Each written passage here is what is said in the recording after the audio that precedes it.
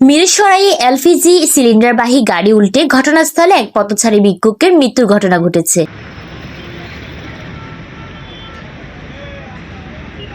এতে চালক ও হেলপার গুরুতর আহত হওয়ার খবর পাওয়া গেছে।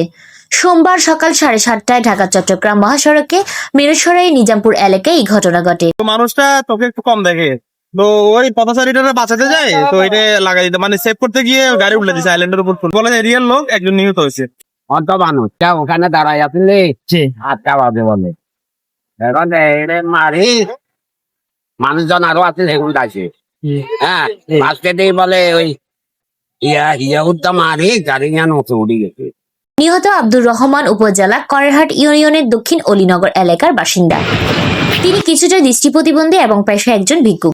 হাইওয়ে পুলিশ ও প্রত্যক্ষদর্শী সূত্রে জানা গেছে, সোমবার উপজেলার নিজামপুর এলাকায় সকাল 7:30টায় চট্টগ্রামমুখী লেনে একটি এলপিজি সিলিন্ডারবাহী ট্রাক নিয়ন্ত্রণ হারিয়ে মহাসড়কের মুহূর্তে উল্টে যায়। উল্টে যাওয়ার আগে পাশে থাকা এক পথচারীকে সড়ক বিভাজকের সাথে সজোরে ধাক্কা দিলে পিষ্ট হয়ে ঘটনাস্থলে নিহত হন তিনি।